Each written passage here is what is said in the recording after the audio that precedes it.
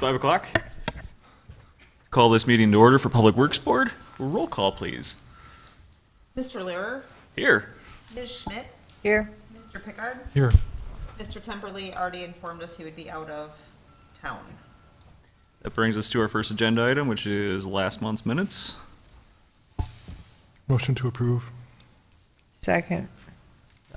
Discussion? Hearing none. Roll call vote, please. Ms. Schmidt? Aye. Mr. Pickard? Aye. Mr. Lehrer? Aye. Motion passed 3-0. That brings us up to public comment. Seeing none, that moves us to the presentation and discussion of utilities, cash flow, and debt analysis, of which I think we have a nice speaker.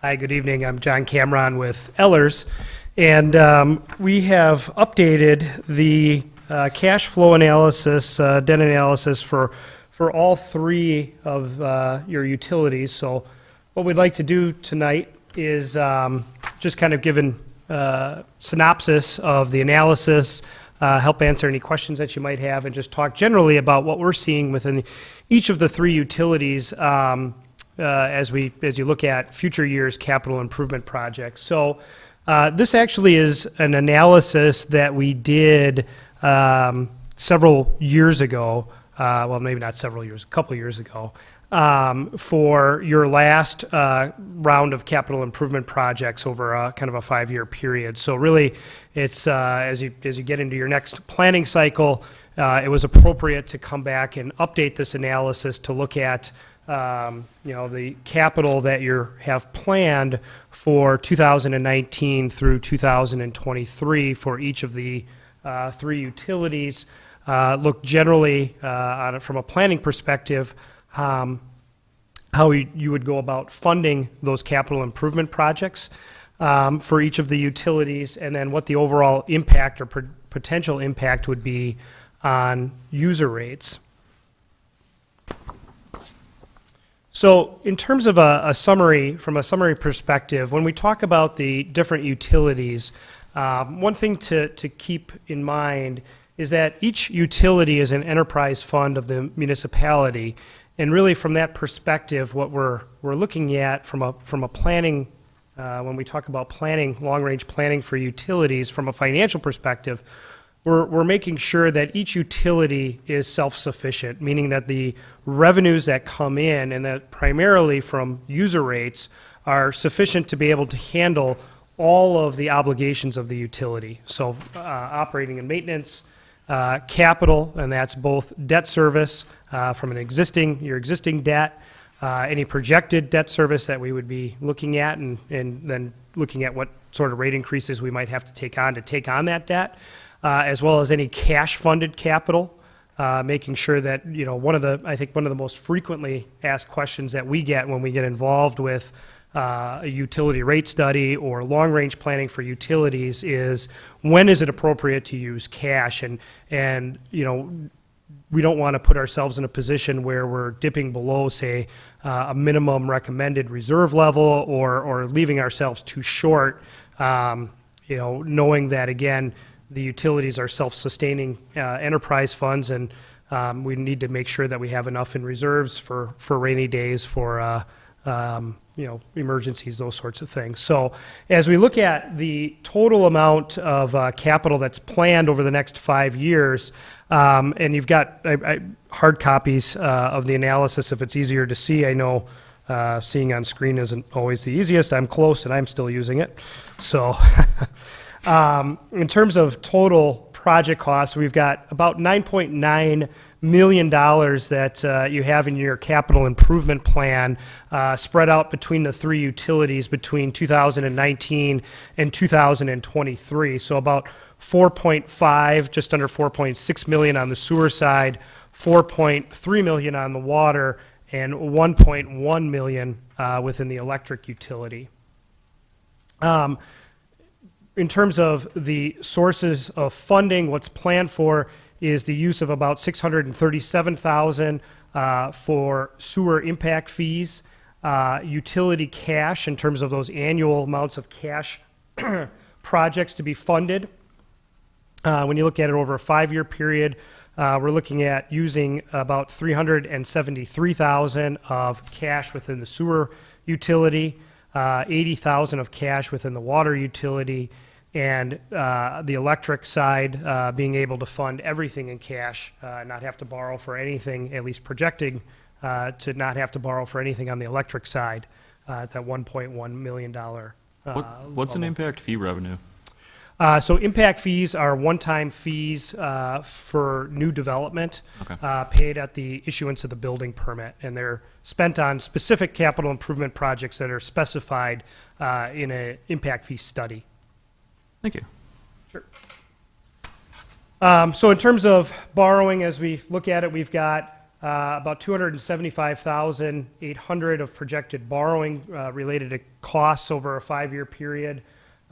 There is with utility projects, what's being projected is that the utility, and this is really past practice within the city, is that utility projects for the most part are funded on what's called a revenue bond basis. So generally in the world of municipal finance, there's two ways to go about funding public projects. There's funding those projects through the issuance of general obligation debt and funding projects through the issuance of revenue bond debt. The issue in the state of Wisconsin is that on a general obligation basis, municipalities in the state are limited in terms of how much general obligation borrowing capacity they have. Under the state constitution, you're limited to 5% of your total equalized value in terms of your full GO borrowing capacity. And certainly, we would never want to see you utilize all of your GO borrowing capacity. So really your general obligation borrowing capacity are reserved for projects, streets, library, city hall, projects that generally don't have a revenue source behind them besides property tax revenue. When we talk about projects within utilities, utilities have the ability under state law to issue revenue bonds, which are, in terms of repayment source, backed by revenues of the system. In this case, you have a joint pledge for all three utilities, meaning that you're pledging the revenues for water, sewer, and electric utilities in terms of helping repay or being available to help repay the bonds.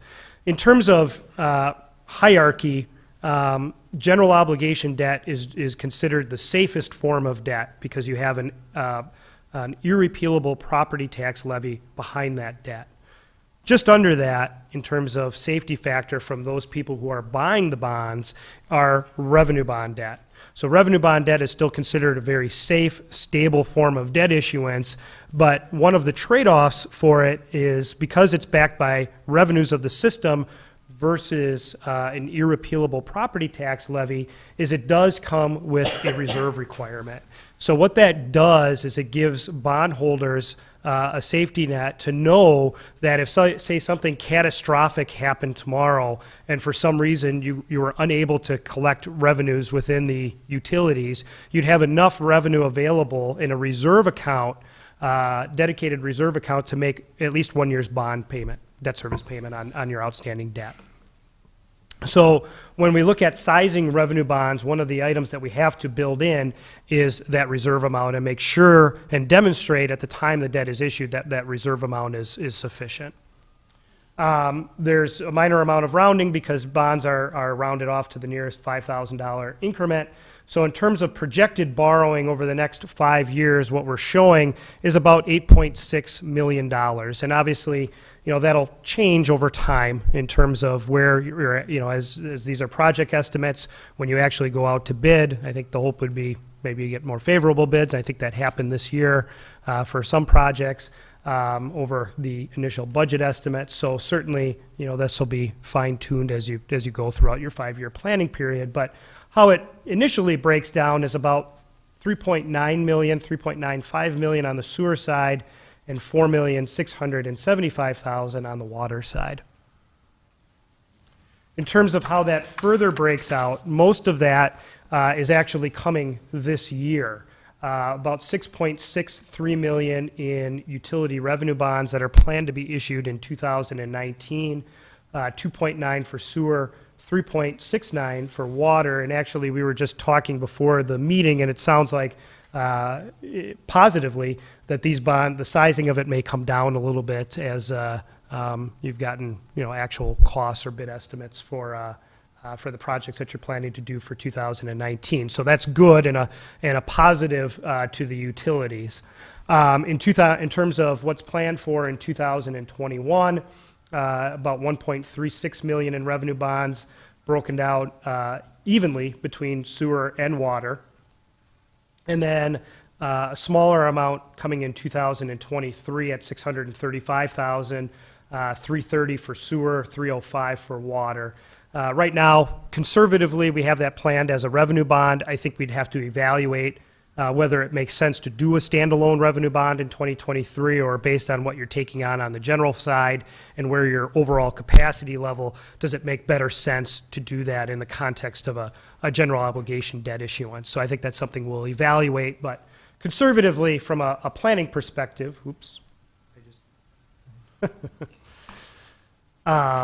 we're planning on it as a revenue bond. So the next question is, how does your capital improvement plan impact the utilities?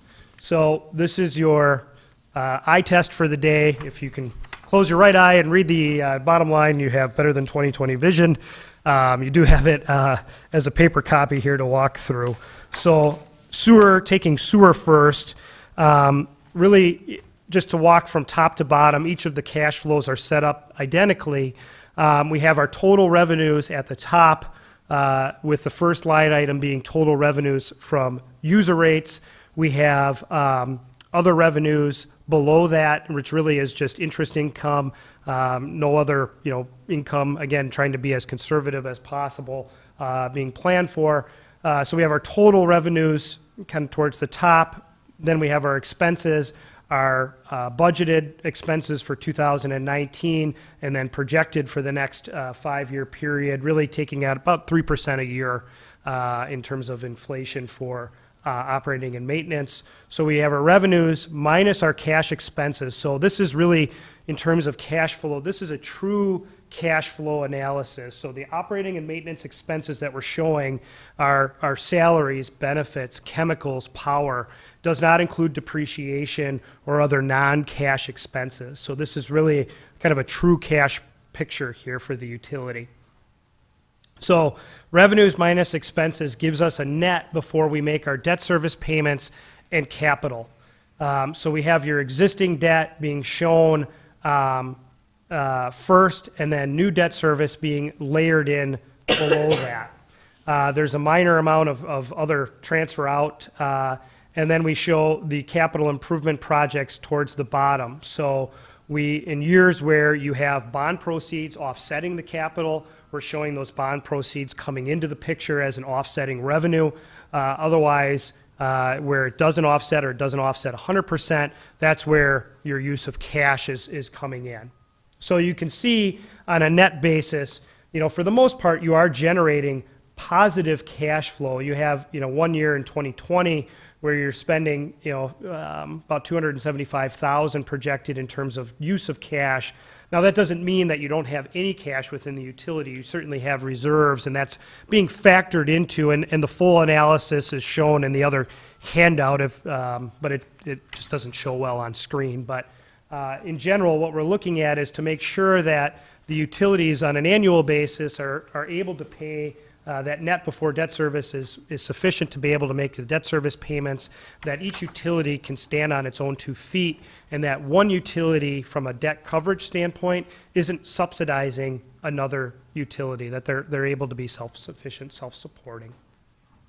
So what we are projecting from a rate increase standpoint is the possibility of needing to do about a 12% increase going into 2020 on the sewer side, with smaller increases, more inflationary increases in 2021 and 22, and then the possibility of a 10% increase needed in 2023. And I'll talk about what that breaks down to the average customer as we go along here towards the end. Switching to the water side now, set up the same way. From a water perspective, you did a rate increase that took effect January of 2019. approximately 20% overall increase to revenue, so we have that factored in. My understanding is you're planning to start working on another rate case very soon, if you haven't already. What we're preliminarily projecting for 2020 is about a 15%, nothing in 21, about another rate case in 2022 at an 8% increase. So the difference between water and sewer is that water is regulated by the Public Service Commission. Guessing you probably are all aware of that. So you have to seek PSC approval before implementing any water rates, which there is a fair amount of lead time to be able to make that happen, as there's a very fun-filled review process that you get to go through with the fine folks at Madison as you go through that approval process. They leave no stone unturned as they ensure that the rates that you're putting in are sufficient. In terms of the electric side of things, what we're showing is a little bit more sporadic, smaller in terms of percentage rate increases, but a 7% increase for 2019, a 4% increase in 2021, and then another 7% increase in 2023. And I think, you know, the difference between the utilities just overall, the electric utility is certainly the healthiest, where I think these rate increase percentages could, you know, really be further evaluated in terms of the need for them. I think you need to do something over the 5-year period. Might these change a little bit? Possibly.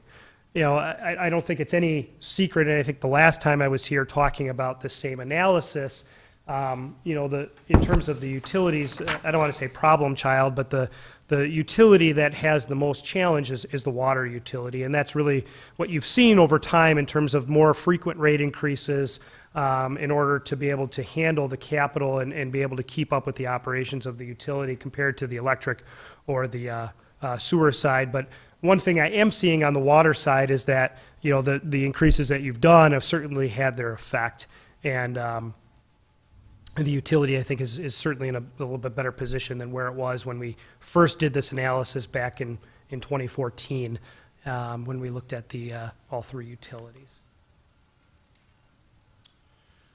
So this one's really hard to see on screen, but a little bit better to see on paper. But this just gives you an annual look at, you know, the percentage increases and what we're projecting over time. What does that mean to the average residential customer on an annual basis? So if you look really, you have electric first in green, water, of course, in blue, so it's water, and sewer, of course, in brown.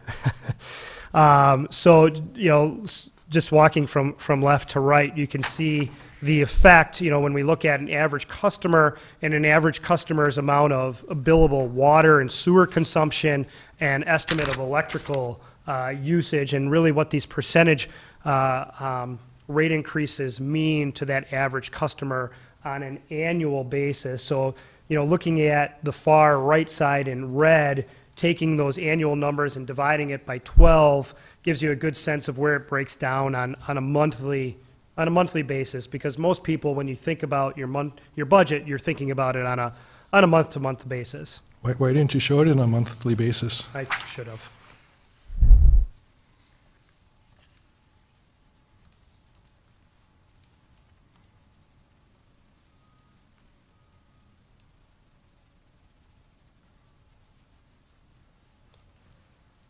So going into, say, 2020, you're looking at about $124 increase for the year. So a little less than $12 a month, all through across the three utilities, which really we're projecting in the water and sewer.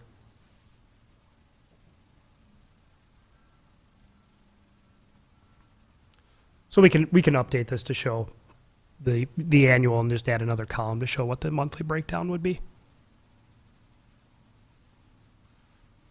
The water and sewer are based on 4,000 gallons usage?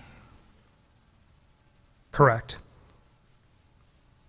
So the water usage charge times 4 plus the user charge times 12 should equal the annual rate? Correct. It doesn't.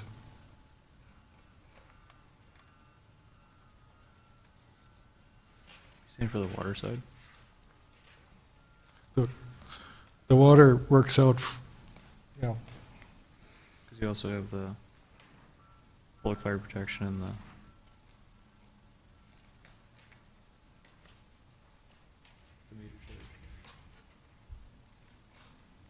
this is what's in there. Yeah. The annual divided by 12 is 3768. Subtract out the fixed charge. You get 1315. You divide that by the 561. You get 2.34 rather than 4. It's 4,000 per month.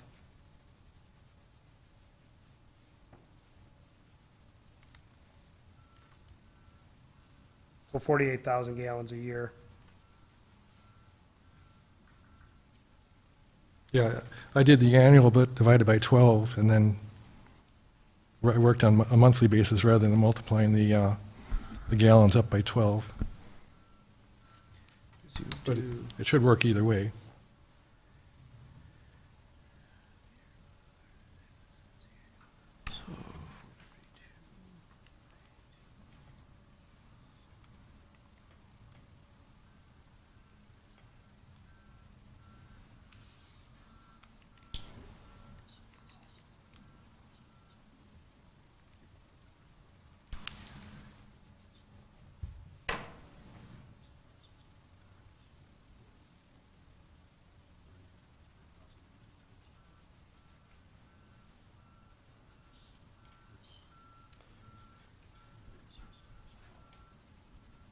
The math should work, but I can take a look at the table and make sure that it's following through in terms of the math of it. I emailed this issue to Steve and Paul this morning. Oh, okay. Apparently they didn't forward that to you. No, Steve, But Steve wasn't in this today. And I'm Paul? not sure about Paul, so. I can take a look at it and make sure that the table is accurate.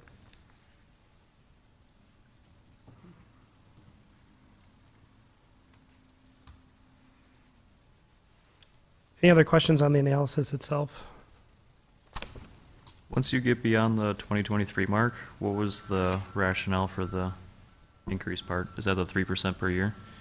Generally, making sure that we have adequate debt service coverage, that we're maintaining adequate reserve levels, and keeping up, for the most part, with inflation. Okay. So, you know that you're going to, beyond 2023, you know you're going to have your next round of capital improvement projects. So, where that is, we're not sure yet, but it's keeping you in a position, in a good financial position to take on your next 5-year cycle. 'Cause it starts to level out a lot nicer in the longer term. I was just curious if, to make sure that it It- continues to look that way, or if it was more because we planned our budgets out only to 2023 and then we're at this point, we're just doing maintenance. Is that kind of the thought? The thought is, as John stated, the capital improvement plan is currently a 5-year plan through 2023. All right, that makes sense. We'll see probably in the next topic that there are plenty of candidates for projects in the 5-year program that would continue from 23 to 28. Okay. And as John had said, this process was done in 14, and I would predict that as we move toward the end of this 5-year capital improvement plan, we would be seeing John do this once again to maintain an understanding of what is happening with the rates. Right. As we look to do some of these projects that we know, or that we will be talking about in the next topic. Okay. So what it does have in there is a placeholder of what I would call more your routine capital, or an estimate based on an average of where you've spent for non-larger years. So like, for example, on the sewer side, it's got an annual placeholder beyond 2023, starting at $300,000 a year of capital, assumed capital expenses. So just, the amount of capital that you might do on a larger project year, and then inflates that per year, just as an initial placeholder, because what we don't want to show in a long-term analysis is that you're not going to do anything beyond the planning period, because we know that that's not the case. Mm-hmm. But we also know that you may have other larger projects built into those years as well.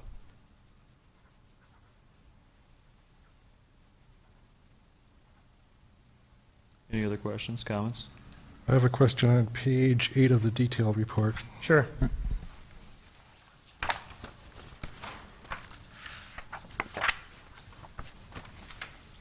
Let me know when you're there. I'm there. The balance at end of year, is that what you refer to as a reserve amount? Yes. Why does it increase over 50% over the time frame shown here? Well, we're showing the net amount of annual cash flow. That's what's going into it over a period of time. Again, what I would say is, what we're showing beyond 2023 probably, is going to change because we're assuming 300,000 a year. Let me revise it then.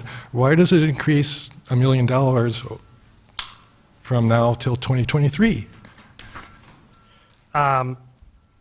Because we're showing just mathematically that we're taking in net positive cash flow over time sufficient to be able to take on the debt that's being projected and capital that's being projected. So the $1 million increase is in order to take on additional debt? And capital, yeah.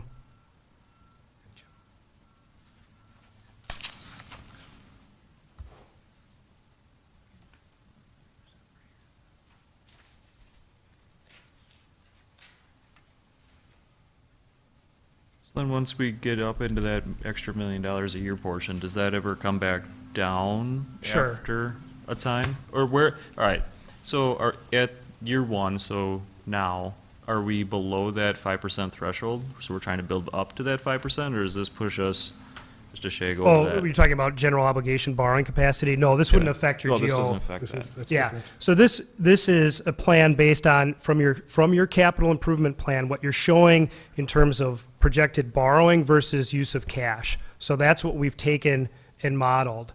And the rate increases are necessary. What we're showing is the rate increase is necessary to do the level of capital that you have.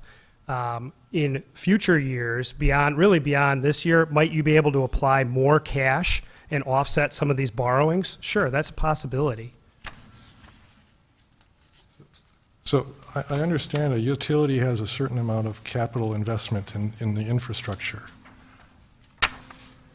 Over the first 4 years of this, the capital expenditures here are replacement of existing infrastructure, not new infrastructure.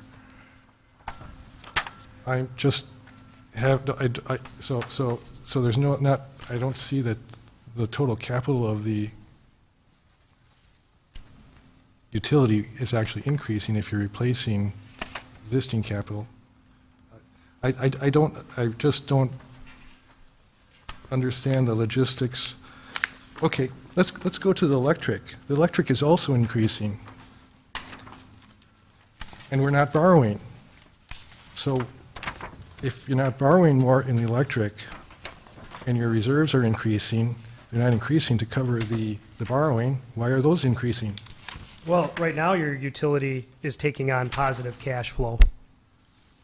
And yes, So, again, we're continuing to take on positive cash flow, but certainly you have years where you have a little bit higher capital versus others.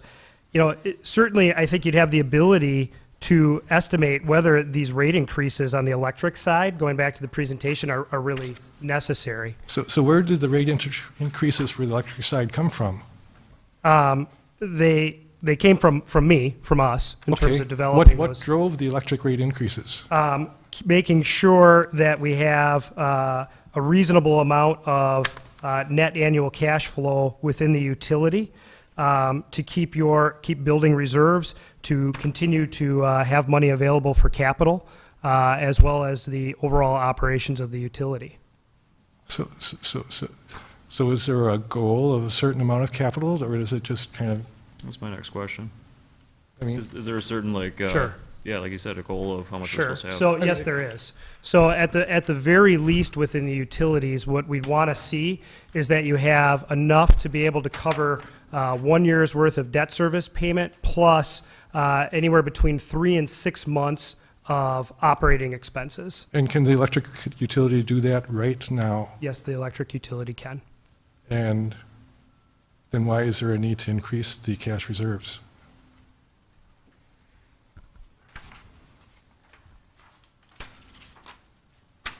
What I would say, looking at 18, you've got,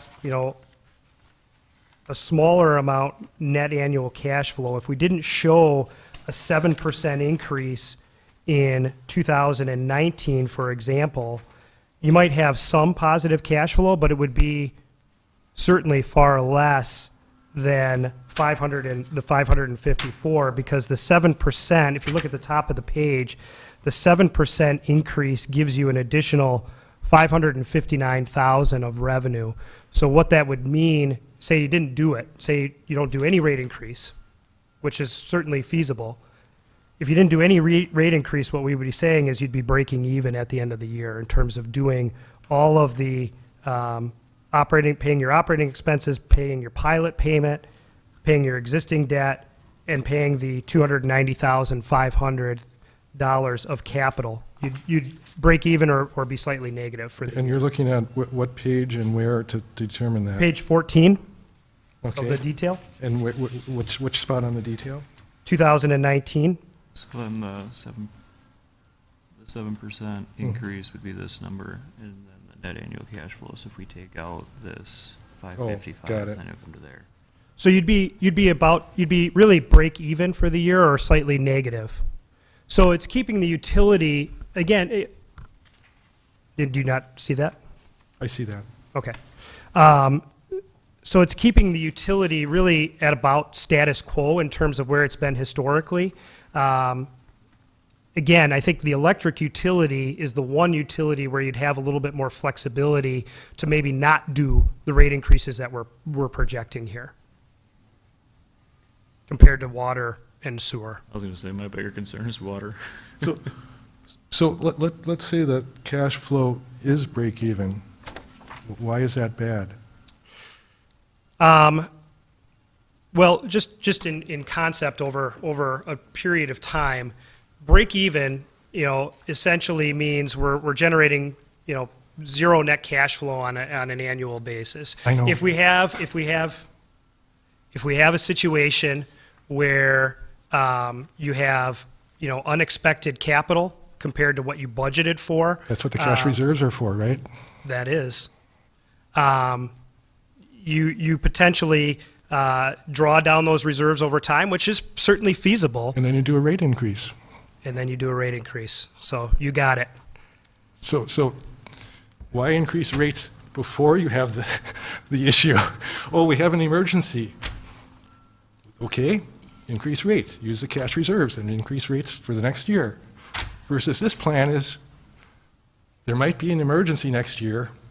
Let's almost plan that there will be an emergency next year. I don't understand. Well, Mark, we don't want to wait until we're in a situation where we're going into a negative, because it takes a long time to get through a rate case, and we're talking yeah. maybe 6 months. But if you have, And then we have to if you put- have sufficient cash reserves, If we have it, which we do with the electric, right, with the electric. then that's we're talking electric here. And also remember that the rate case is going to analyze our situation, and it's going to recommend the 7% he has in here is just is an estimate. So when you go through the rate case, it says, okay, this is really what we think you should have. And of course, it goes through the PSC, who also is going to say, this is the level where you should be. So if 7 is too high, then it'll be lower. Mm-hmm.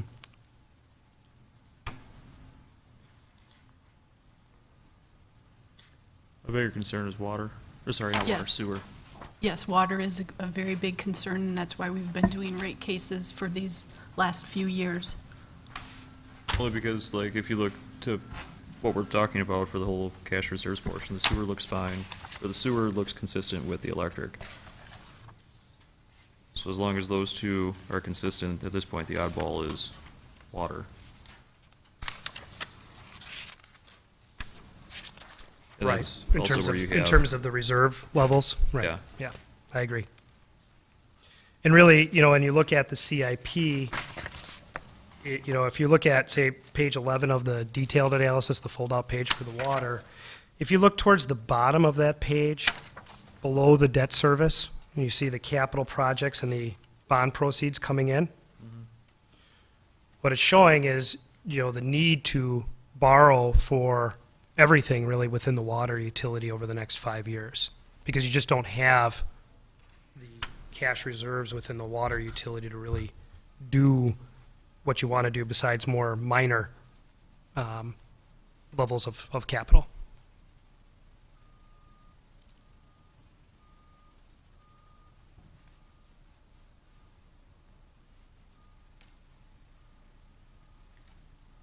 Any further talk? Fine. How much have water rates increased over the last 5 years? I'd have to go and look, but last year, this year, so it'll be 19, 18, 17, and maybe even 16, we did full rate case. I think we did one in 14. So we're really trying to keep up. Do you know how much it was in January? Well, it says here 20%. that it was 20%, and I remember it was roughly 20%. Yeah, And in 2017, roughly 18%? yeah, yeah, 14 to 18. And 2016, roughly 10%? Yeah, yeah, that's what I'm remembering. I think it was 9. Smells like you're suggesting something. Well, I'm just saying that the water rates have gone up and will continue to go up a lot. And the required projects that we've had to undertake I know. have really driven that. Right. Well, there's some non-required projects that we took on as well. Like, EMI, okay. But the hope But- is the AMI is going to bring back those kinds of revenues over the long run. Because we're looking at better meters, which is going to measure the water more accurately and save in some of the labor costs, having to read meters. It's Yeah. going to help the utility billing so that customers are going to have more up-to-date, immediate information. And the requirement of replacing old meters was required yeah. in any case because some of the meters were Yeah, pretty But- old. right. Right. But updating meters does not require AMI. No, but AMI paid for itself, I, didn't it? That was the projection. We don't have everything Is it- installed yet, but All of the labor costs come down after it's done. yeah, the labor costs were not that significant, if I recall. over time. We're Yep. talking Yeah. over time. And to update it over because the meters were getting replaced anyways, so once you start going up that portion, it wasn't all for AMI. I mean, AMI had a portion, but that portion dollar amount was only for, it was covered by the labor costs. I'm not saying that AMI was a bad thing to do, I'm just saying it was an optional thing to do, it wasn't a required thing to do.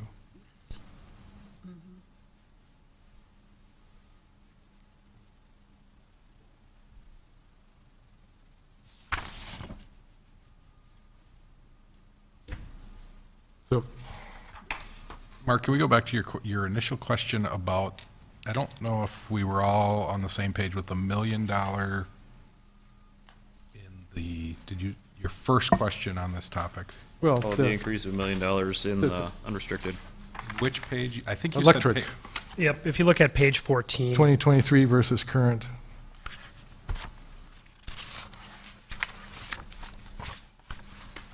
You want to say the 3.6 versus, well, I guess that's 2 million. Yep.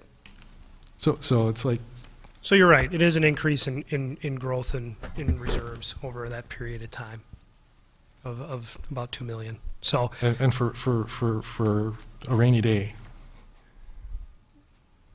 So I would agree with you that I think it's possible that the electric rate increases certainly might be able to be adjusted. I mean, this is something that I did work with over a period of time in terms of looking at the electric and whether these rate increases, what the effect of them would be.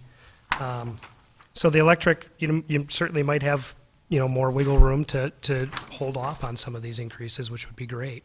Maybe it was the sewer that was $1 million. I don't remember which is which here. Because electric looked more like $2 million there. They both went up. Here's the sewer. It's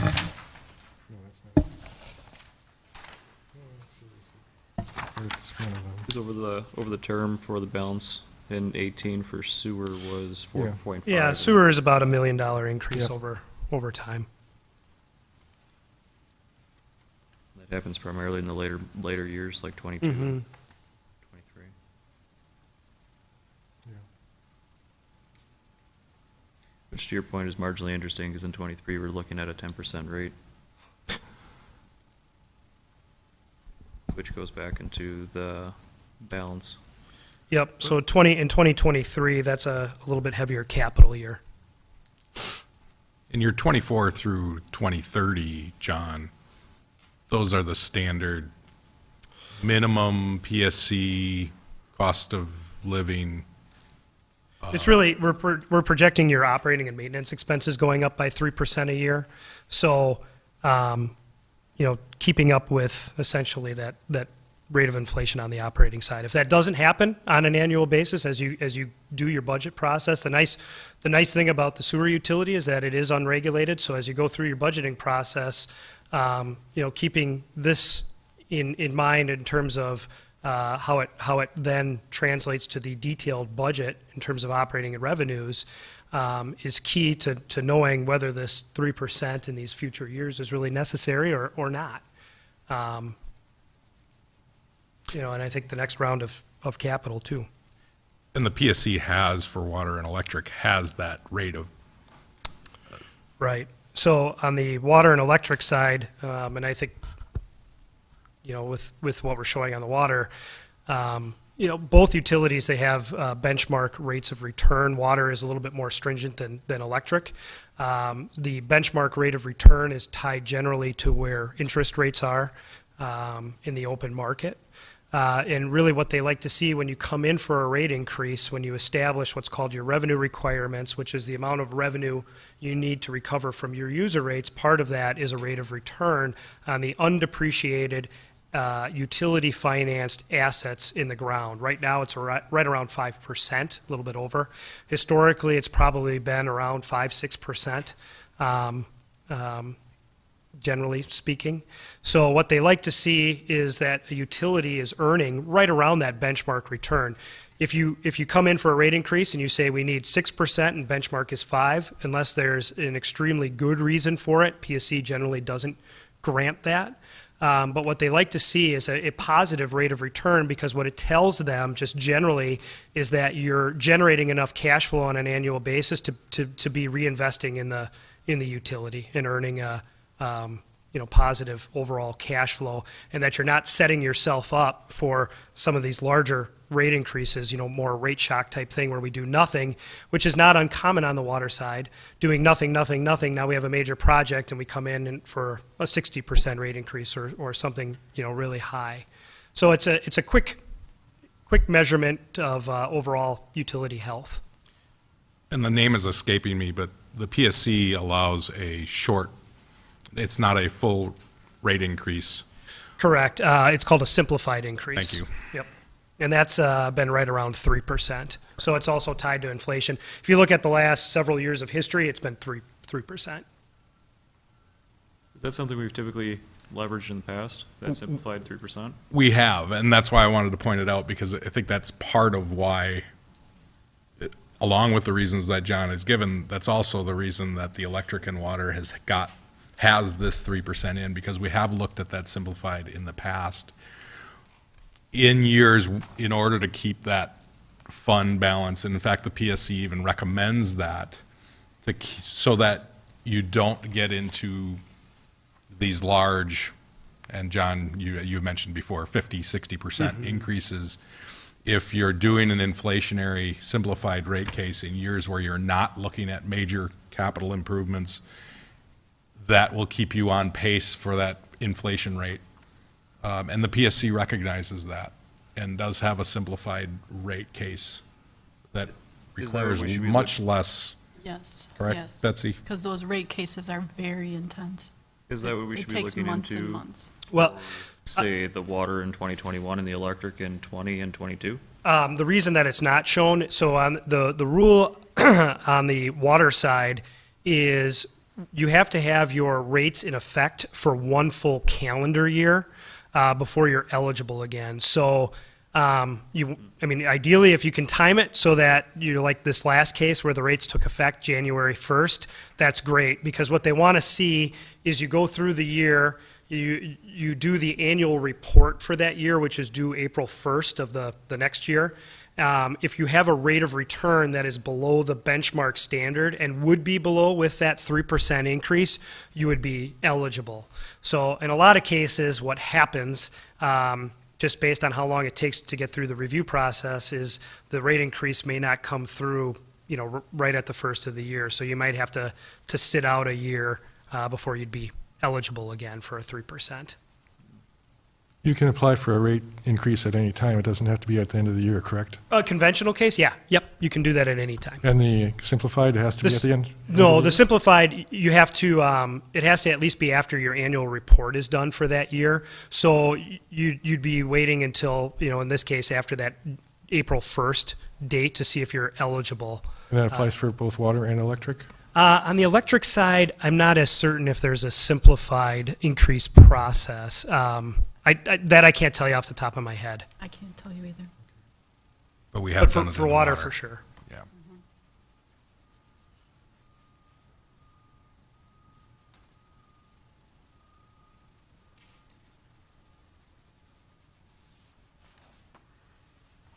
The only thing I was going to comment on then was if you go down the simplified approach for electric, If there is one. if there is one. Right. Right, that- so hypothetically, right, because we don't know. If there is one, then that eliminates a lot of extra work in 21. Only because it's off by 1%, and we were just talking about how much more cash balance there is in the electric, how much healthier it is. So that might be, it's only 1%, but it's the point of, I think what Mark is trying to get at is, do we have to do it every time? And I think that there's times where we do it, and I think it's an understanding portion that we have to get across. But also look into doing a simplified case instead of putting all the effort into a real one, because there's such a pain. There's Right. significant amount of effort and time, and Correct. Yeah, no, I would agree. I mean, if you can do it, and it might break this up to be much more palatable, to your point, it would take down the net annual cash flow a little bit more as well. So if that's palatable, I mean, that So, might be a so, better. so we haven't done an electric increase in the last year or more, correct? Right. Yeah, I mean, So if there is an electric simplified rate case to be made, we can do that at any time. Right. So that would be worth looking into. Oh, yeah. yeah, I mean, for 19, this is your budgeted revenue, year-over-year revenue, so. that's a good point.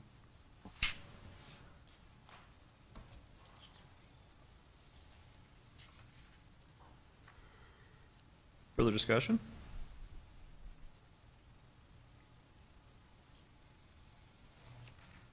What's our next step from here going forward? So we've got more of an understanding, we've got a lot more numbers, there's a couple of questions, but going forward at this point, what's our next step? So, go ahead, Betsy. I don't think that there's anything more here. I understood then it just goes on to the city council. Yeah, and I'll look at that last page and make sure that that's up to speed. What does city council do with it once they get it? Same They- thing as us? Right, they'll ask all their questions, which is great. We want to make sure you understand it and that everything is where it's supposed to be, but that they approve it. But this is to give a parameter of what is being projected in each of these utilities. It doesn't mean that the numbers that John is projecting in the percent increases, obviously, as each increase comes forward, that'll be determined as part of that process. I think this is more to give an overview of the projects that are in the capital improvement plan. What does that mean for potential rate increases, and what does that mean for potential bond? Right. Yes, if everything came to fruition exactly as I showed it here, I would be probably living in Vegas. But yes, it gives you a general understanding. But I think one of the other more immediate items on the utility side for this year is starting to plan for that debt issuance for 2019 on the revenue side, but also on the general obligation side with your general capital. So that will be coming to the council at some point here in the near future. Correct. Because there are large projects, as we know, underway. Right. So from a big picture, I'm trying to make sure I have my head wrapped around the right thing. So from a big picture standpoint, we work in here to figure out what we're going to do for routine maintenance, what we're going to do for large capital projects. We lay those out into a plan. We attach generally where we think the dollar amounts are going to be as best as we can project, lay it out into a 5-year plan, take that into account with how our rates are needing to be doing. Then if our budget looks okay, then city council double checks what we're talking about. And if everything follows through with the plan, then we are roughly on track for doing either PSC rate increases or other types of increases, so we at least have a plan and know what we're doing. Correct. It's mostly just sets the ship in that direction, and we can still steer it as needed. Correct. And if boards decide to change that capital improvement plan one way or the other, this would change the projections that John has looked at. Okay. Exactly. Then with that, if there's no further discussion, I do appreciate your time and putting sure. this together No, thank you. and helping educate us a bit Sure. too. Thanks, Mark, Absolutely. for your detail. Thank you. Thank you. So that then brings us to something next on our agenda. Hold on. All right, so that brings us to item 6, discussion of 2019 maintenance projects. Right. And I couldn't get the maps to show anything. Oh, My map showed these. We tried on several iPads to verify that they were working. I was told they were. Well, see, I'm working off of the agenda that's on the website because I don't have the updated password. And I couldn't get it to, I had maps, but I didn't have maps that had nice colored roads. How did I get it then? I don't know. So I had a password update request on my iPad today, We did too. and then it went away. Yours went away? I didn't have, yeah. I actually came Well, to that's City good. Hall See, like, because my there's my password first came popped map. up, and then it went away. So I left. And you're able to get in through the Granicus app? Well, I was already in it, and it just kept working, and it didn't prompt me anymore, so I stopped worrying about it. Oh, good. Okay, We'll see what happens tomorrow, or you're next in month. and nobody else is. They do if you're looking at I don't know. I'm sorry. it, like, Here, you take this one. I'll use this. Okay. All right. on my PC it works. And So iPads and Granicus aside, in our general disgust of things happening without knowledge. I've got a working hard copy that I'm borrowing. Do you all have a copy that And I have a working digital copy. you have a working digital copy? She's got a working hard copy. And Mark? I have a working digital copy. All right, so we're all on the same page. What's wrong with my iPad? My apologies. We It's not your will, fault. Don't worry about it. we will attempt to fix that in future. How is that within your realm of control? I'm gonna give you a hard time for apologizing for something you don't have control over. Well, maybe there's some things we can do with the PDFs as we scan them and put them on. I'm just trying to give you a hard I time. know. So, maintenance. So now that everyone has a copy of the maps that are in the packet, I'm assuming, this is discussion on 2019 19 maintenance plan. Again, this is the preliminary plan. This is a continuation of the work that we've done.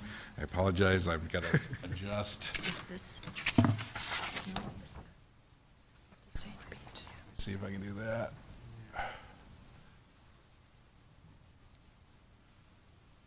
So before we get into the first map, this is a summary of the program we've been doing on maintenance. Maintenance in this case is chip seal, mill and overlay, and pulverizing of streets.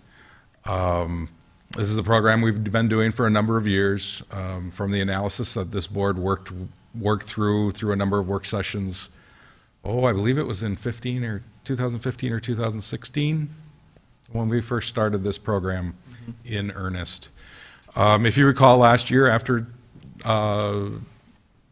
South Main Street was the first bids were rejected, through this board and the council, we increased the budget for the maintenance program last year. I believe we had 1.4 million.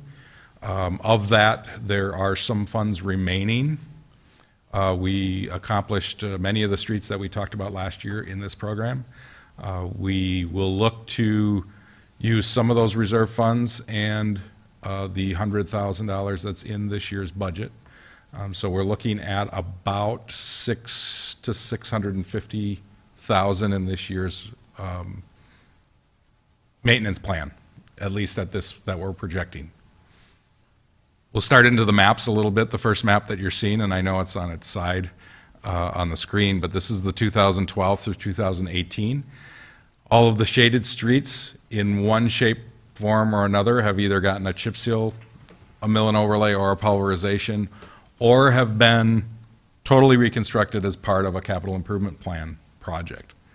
And as you can see on that map, this program is doing what it's supposed to be doing, which is trying to prolong the life of streets at a cost-effective manner, with a rotation of projects. And if you go back, I don't have that in the packet this time, but we're looking at a 60-year life. We're looking at rotating in a chip seal every 7 years. We're looking at, after a number of 2 to 3 chip seal rotations, we're looking at then a mill and overlay. And then depending on the ratings, and of course we're doing ratings for Whistler or Pacer ratings for Whistler on an annual basis, and we're reviewing that.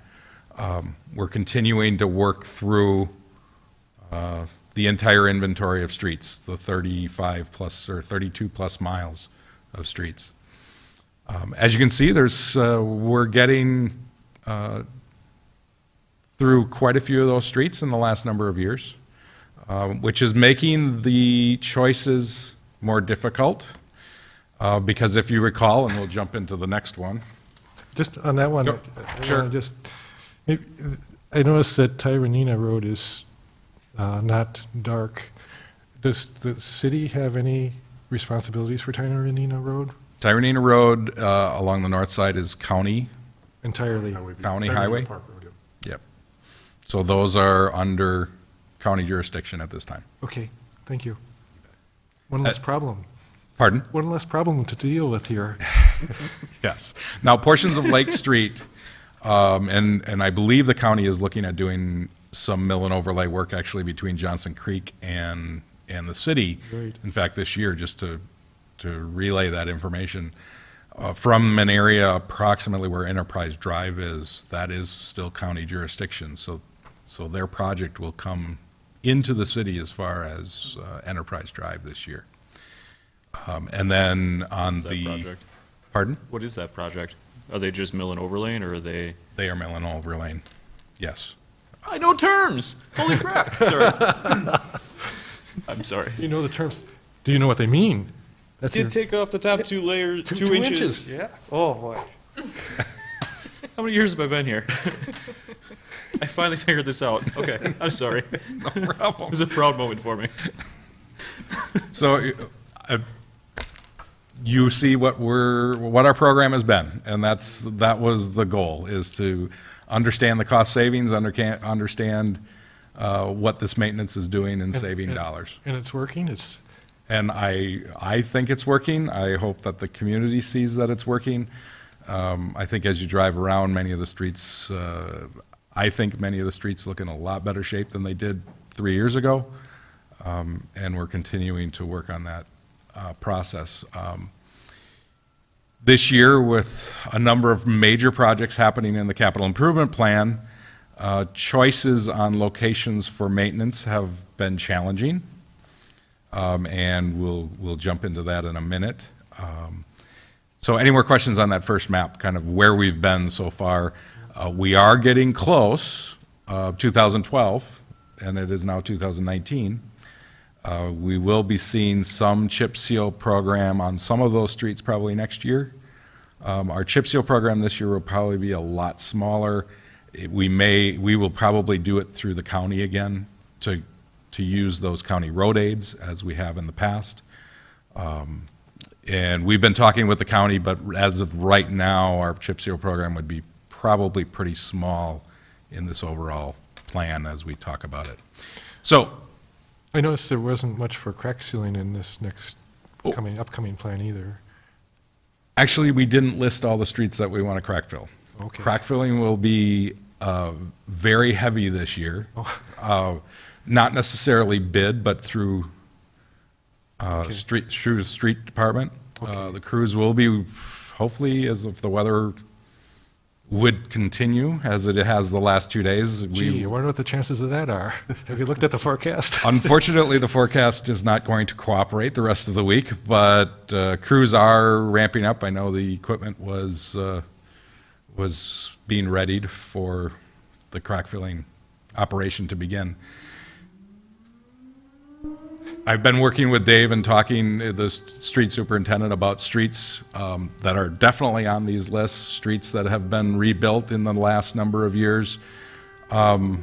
We hope to be able to get into the crack filling on some of those streets. Not that there's a lot of cracks on those streets, but the sooner we get to the crack filling on, say, a street that was constructed 3 years ago, there may only be a crack or two in each block or short stretches, but we'd like to get those sealed now so that those cracks don't become larger and more numerous. So I would predict that this year and next year to be a high internal city staff crack filling years. So they didn't show up here just because they were not costed out? Not costed out, correct. Now, there is a cost to that work because there is material cost. Right. But yeah. Not contracted out. correct. And I think we can absorb that, and we'll, as we always do, we review how the costs come in on the contracts, and the cost of those, of the material for that crack filling is incorporated in that budget. Any more questions on the, where we've been to date? The next map, kind of referenced a little earlier in the meeting, which is your current, and again, this is your 2018 Capital Improvement Plan 5-year street reconstruction candidates. Those are, we recall we talked about this in September of last year when we were talking about capital budget, or the capital plan. On this drawing, you're seeing all streets that as of last year were rated 3 or lower. As I mentioned when John was discussing projects after 2023, we're only showing the capital improvement plans for the projects that have been slated in that 5-year program. Excuse me. As you can see, there's a number of candidates that could jump onto that capital improvement plan in the future years. There are a number of areas that, as the Public Works Department has received some complaints on, and they are currently not on the capital improvement plan. For example, one of the areas that we recognize as a concern, which would be Prospect Street, which would be east of Birch to Moss. We realize that that area, that street is in a 3 or a 2 rating, but the Mulberry Street project is providing storm sewer to that general area. And the goal is to, after this year, there will be storm sewer to be able to be extended to the intersection of Moss and Prairie to pick up some of the stormwater and provide drainage to that area. Again, just like Mulberry Street doesn't have a lot of storm sewer, and part of this project that is being constructed this year is going to provide storm sewer and drainage, which will ultimately prolong the life of the streets. Again, taking that stormwater away and out of the base course will help. Any questions on the capital improvement plan and some of the candidates for future discussions? Were you getting any other feedback other than on Prospect? We've gotten some feedback on the area in the Scott, Fargo, Norton area. In fact, up until early last week, that was in this plan, as you'll see. Or you will not see that it was in the plan because we've moved it. Some of the reasons why we moved that out of the plan, its proximity to Mulberry Street this year and the construction, and the challenges that we have this year with trying to stay away from the construction of Mulberry Street and the construction on South Main Street with our maintenance plan as much as possible. We have done a little bit of scratch coating in that area to try and prolong the life, and we'll probably look to do that again if needed. I know we did some, I believe, on Franklin late last fall. You said scratch coating? Yes. New term. New term. So a scratch coat is a small layer of asphalt that levels, and it's kind of what it sounds like. You're basically scratching a thin layer of asphalt over areas. We've used it when we mill and overlay in some cases, where we will do a scratch coat in the middle of the road to actually build the crown, or to level some areas that, say there's some low areas that need filling to smooth the ride. So a layer that will be scratched in and then followed by a 2-inch overlay. In this case, late in the year, we did a couple of scratches to maintain some streets that were about to fail and try to get them through the winter. We did a little scratch on Franklin, and I think we did a little bit of scratch on Linden Street, between Pine and Prairie. So how, was it effective? It was effective. Number one, I haven't heard a complaint again on one of those streets, and we had gotten complaints on both of those streets. And both of those streets were looking in late fall that with the plow traffic, they would not have made it through the winter. And glad to say that I saw the scratch today in both of those streets, and it doesn't look like they've potholed to the point where street is gone. How thick is that coating? Just an inch, inch and a half to 2 inches. Just as a term, it's basically they're just scratching. They can't go too thin because you're going to scratch the stones where it's just going to break apart. Mm-hmm. But it's less than a 2-inch overlay. It's basically a 1 to 2 inch overlay. They're just putting an area in there to fill to try and hold areas that potentially would have been a nuisance throughout the winter. All right, moving on. So candidates for future discussions on capital improvement plan. The next map is then 2019 possible maintenance. These are all the streets that were not on the first two maps. Well, some of them were on the three, the rated 3. So these are any street that was not done between 2012 and 2018. And it is not in the capital, or if it's in the capital improvement plan, it is taken off as well. So this is our list of candidates that we can choose to do maintenance on based off our listing, and then I'm hoping the next one says these are the ones we're choosing. Correct. So these are all the ones we could have worked on. So now let's talk a little bit about why we chose the ones we did in the next drawing. So in this one, obviously the dollar amount to do all of this work is much more than what the budget is. And I believe when we get to the last slide, we're talking in the $3 million range. And again, our first number we talked about was 600 to 650,000 for this year. So the budget is not available to do all of these streets on this map. So we looked at trying to stay away from South Main Street construction, trying to stay away from Mulberry Street construction. In general, we typically we don't do dead ends because They're not thoroughfares in previous years. However, with the thought of staying away from Mulberry Street and North and South Main Street, some of the dead ends became very high candidates in this year's program. So for example, East Lake Street is a 3. It's a highly used road, but because of the construction, it's even more highly used, so you wanted to stay away from it this year. Correct. The other thing that we looked at, as we've looked in the past, is we look at water main age. We have emails out to staff. They are continuing to look now at our proposed streets from the sewer and water perspective. We're starting to get some feedback, and as always, this is a work in progress. And some streets, as you recall last year, we had a block of Reed between Fargo and Franklin that was in our maintenance plan last year. As we continued to review the utilities, we found that there was a sewer issue there. And so that block dropped from the maintenance plan, and that block was not done last year, and we are looking to do then a sewer reconstruction area there in that block.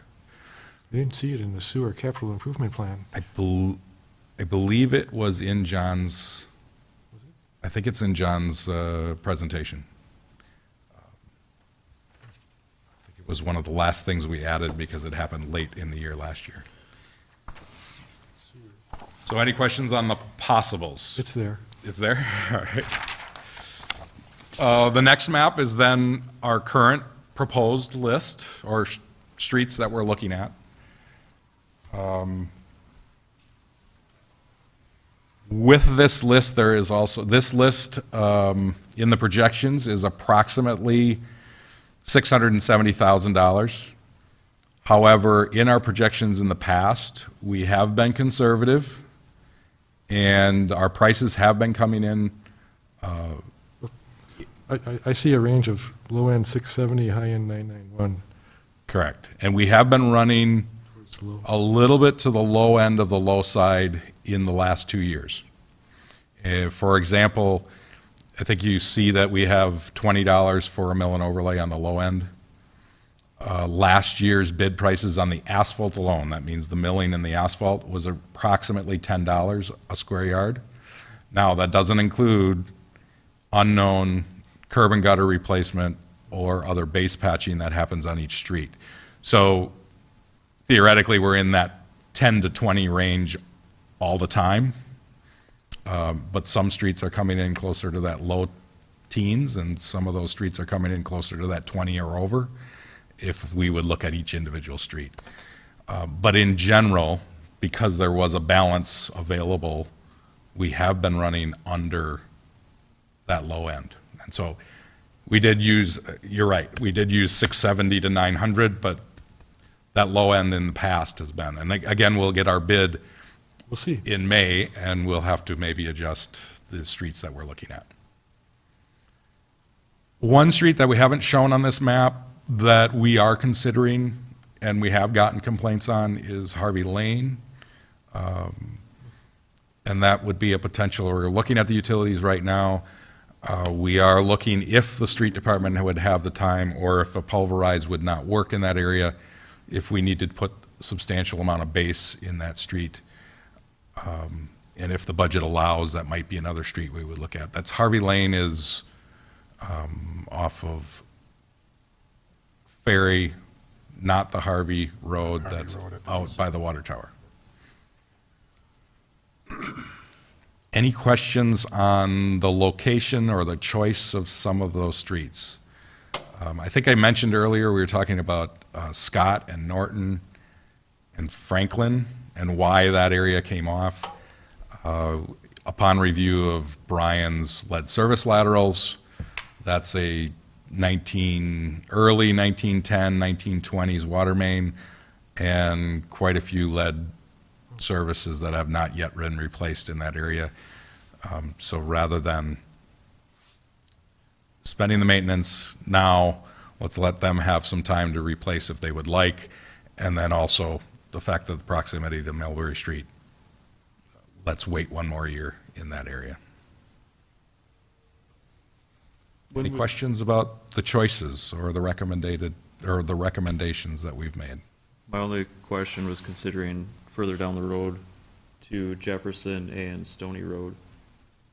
I'm just curious if we would do those in the following years. Or how the next portion would look like, or what the next portion would look like, but I'm getting ahead of myself, so, never mind. No, that's a good question. That leads into our capital improvement plan. And as we get into that capital improvement plan discussion in the fall. Jefferson Street, much of that area does not have sidewalk, does not have curb, would probably be an assessed street when that is reconstructed or when that is constructed.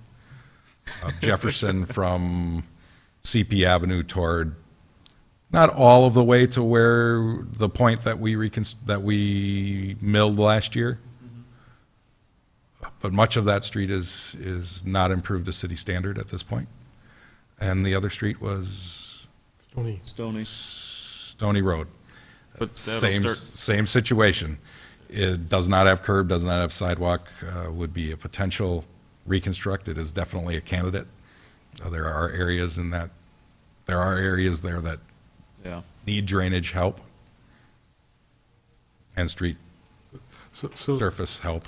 So some of these roads, and Stony is an example, rebuild versus mill and overlay, how do you make that determination?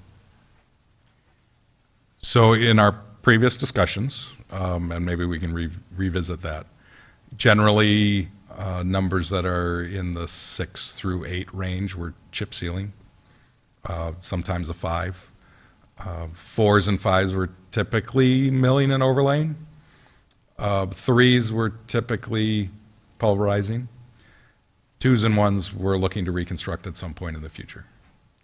So as we looked at that map, that was the capital improvement plan candidates. Those are 3s or lowers, meaning that as time goes on, 3s will turn into 2s and 2s will turn into 1s. So a rebuild involves putting in new base, correct? Correct. And I don't understand how the deterioration of the road surface causes the need to replace the base. Good question. And what some of that is the migration of soils from below. As Moving up? yes, as water gets into the base and it fails and you have weight that's traveling over that, It pumps it up. it pumps some of that material up, and so some of the base can get contaminated. And so that's, at some point, that load bearing isn't there, and you need to replace some of that. That's sometimes a difficult decision. As you see in our program, we're looking at maybe pulverizing or milling and overlaying some streets that are approaching that 3 in order to allow time for future projects to get into the capital improvement plan. We also experienced last year on a number of the pulverization streets, and if you recall, it was very wet last year, where once it was pulverized, there really wasn't a whole lot of base on some of the streets that were relatively old. For example, Marguerite Street, once that was pulverized, there really wasn't a whole lot of material under that was in, and then it continued to rain for multiple days after the pulverization. Our goal is to do some more exploratory excavations this year. If we do consider doing a pulverization rather than a mill and overlay, we'll want to know before. And we may lean toward a 3 or a 4 or 3 potentially going to a mill and overlay and creating a larger, thicker asphalt rather than going to a reconstruct at this time. Again, trying to allow some time in the maintenance program to get to the point where they do fall under a reconstructor, they do get into a capital improvement rotation. Yeah, my impression is that replacing the base is expensive compared even to a mill and overlay or a pulverization. A reconstruct is expensive. Correct. And So if we can keep the water out, let them get below a 3. correct. And as you'll see in the proposed maintenance and our low-end estimates, correct, On an 8 with a chip seal, we're talking $2.50 a square yard. On the other hand, when we get into a 2 and a reconstruct, we're talking $1.20 a square yard. So that's multiples of, Yeah. so that it helps. Yeah. I hope that helps prove the point that the maintenance Yeah, on yeah. the chip seal. We're talking 5 times more Yeah. at a minimum for a reconstruct. Correct. Now, if you have to tear up the whole road for water and sewer, that's another story, too. Correct. But, yeah. Okay. Further exemplifying why This we is, do chip and overlay as often as we do. and all those other things, the seal crack, the whole program. On an interesting standpoint, I find it interesting the maintenance cost from an 8 to a 5, the difference. It makes sense. I'm just saying that I find it interesting that we can monetize what it roughly comes out to, and because these are all numbers. Like, we go out and we do the pacer rating for everything that's out there. We come up with a list. We can tell you exactly how much it costs each year. We can do each one of those roads. We can do all of this. It's kind of amazing. And that price will go up because as the rating Oh yeah. decreases, you're looking at more curb replacement, you're looking at more spot base replacement. And so just doing a chip seal, where if you're in an 8, you're probably just doing the chip seal. As you go a little lower into that rating, but you're still going to do a chip seal, we're probably going to want to do some spot repairs beforehand. And so that's why that number continues to rise as the rating goes down. Can you tell us which of the proposed maintenance projects are a mill and overlay versus something less? We are approaching, this year on this map, Yeah, I would say most of them we're approaching this year as a mill and overlay. right. Because I saw that that's where most of the money was, but do you have certain ones that are not, or is it just, We are continuing to evaluate. okay, In fact, Dave and I were out part of this today, reviewing a number of streets. And a number of these are right on the border. And because we had the experience we had last year with all of the rain, we're leaning toward doing a little bit more mill and overlay, even when the condition of the street is getting to that rating of a 3. Because of the experience we had with the minimal base on some of the streets and the amount of rain we experienced. But we're not going to have that this year, correct? Didn't see the forecast for the rest of the week. so you didn't break, Yeah. so is pulverization different than full depth mill? Because you don't have pulverization, you've talked about pulverization, but you don't show it as an item on your plan, as a category. Correct.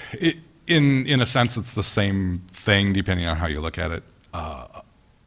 Pulverization is pulverizing the street surface. Right. A full depth mill will try to mix that into the base as long as the base is that you've got a good base to mix in. And that's some of the difficulty, especially in some of these older streets that maybe didn't get the base that they should have 50 years ago. Yeah. Standards have changed over 50 years. Correct. And things move around, too. Anything that you see in the proposed that you would recommend that we consider? Or any of these streets that you see that we shouldn't be looking at? One of the ones that I'm a little concerned about, I would like to do the mill and overlay on Phillips, but we will have to talk with the contractor on South Main Street. It's the one street that is immediately adjacent to South Main Street. Also Woodland Court, depending on the timing of the mill and overlay, we may have to talk about how the asphalt vehicles get there. And so those are two of the biggest concerns I have with the ones we've chosen so far. was trying to make it a point to drive down some of the roads. The only other one that I remember seeing, oh, where'd my list go? It was, I thought it was on Lake Shore. It was Lake Shore and, I want to say Fremont. Would it be Lakeview Avenue? I'm struggling because I'm trying to remember where I was driving now. Was it a block back from the lake, or was it right on the lake? Okay. That would be Lake Shore. Yeah. That one wasn't as bad as some of the other ones that we were doing. Oh, and we're doing Tower because of the improvements that have been happening up there. Correct. And if you recall last year on portions of Fremont Street, as we had LSL replacements, Yeah. we looked to, rather than just doing the patches, which are more expensive than a pulverization or a mill and overlay, we incorporated the costs of the patch and then pulverized about a half a block of Fremont west of Ferry last year. And split the cost with the water department on the LSL replacement. Same thing is basically happening on Tower. Last year, we did a portion of Tower on the low end of Tower with chip seal. We held off on doing the remainder of Tower Street last year because of potential expansion of some lots in that area and some service replacements that are planned by a local resident. Again, that local resident would pay for the repair of their trenches for their service replacements. But again, there might be a coordination where rather than just having that patched, we would coordinate and look to either pulverize or mill and overlay and do some improvements on the end of Tower Street at the same time. And that would be, that's part of our maintenance plan for this year, not just a chip seal, right? Correct. So we are looking at, Yeah, you're talking about doing that whole portion. Did that one have gutter too? that one has curb and gutter. If as this process moves forward with this local resident, there's a potential, we're looking at a potential turnaround or a cul-de-sac at the end of Tower Street, which it does not have now. And so some of those costs we're kind of holding in the maintenance plan, knowing that that might happen in that area. And some of those costs from the maintenance side could be incorporated to provide a product that in the long term will be better than just doing the trench patching. I'm on board.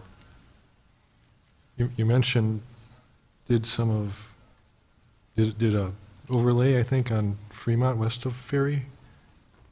Is that what you said? Correct. There were, And so is that part going to be redone this year, or is that just going to be left and move on, continue on from that part? you mean in the capital improvement plan? Yeah, We'll look to move on from that point right, unless the sewer and water utilities require. okay. And I noticed that there was some overlays put on some intersections in that area of the city too, like on College Street, for example. At College, so again, at College, there were about 3 LSLs in that area. Yeah, And that intersection had held some water for some time and it was in very poor shape. yeah, We again incorporated some LSL work with the water utility and made a larger patch that I think was more beneficial for the whole area. then you'll work around that. And we will look to work around that, however, on College Street, but I would suspect that sewer and water replacement will unfortunately probably take some of that patch away. Okay. But again, that's how many years out? 22, I believe. We've got a little bit of time. I think we did the same approach on West Lake Street, a portion right there where, right near Lakeshore Drive. We did a stretch of about 150 feet. Again, it was incorporating 2 or 3 lead service lines, trenches together.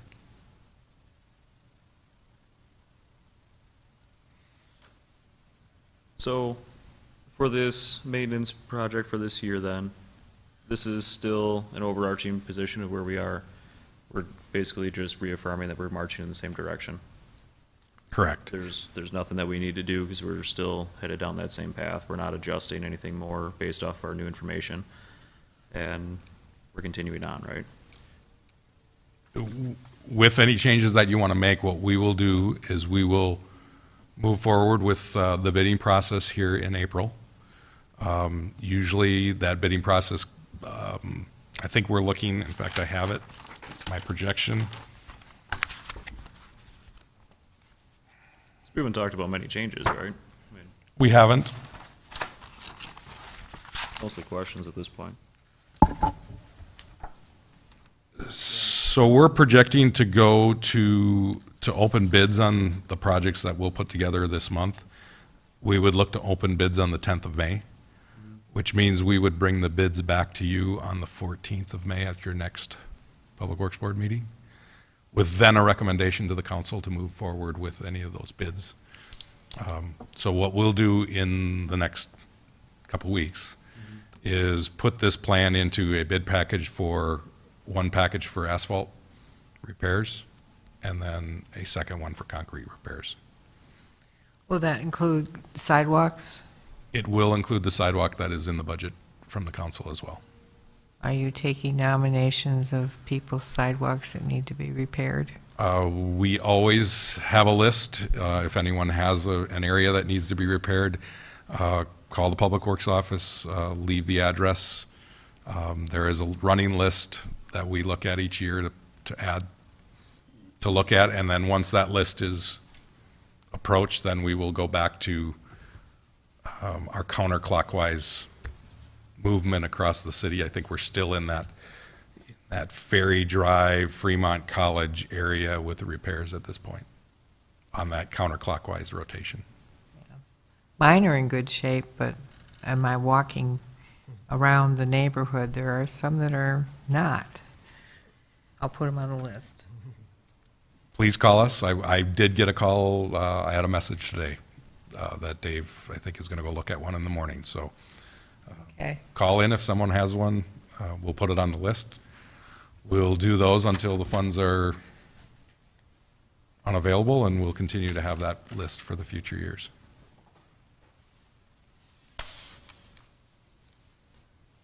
Further discussion? What are we talking about next month? I mean, we're doing elections. Are we going on a bus tour?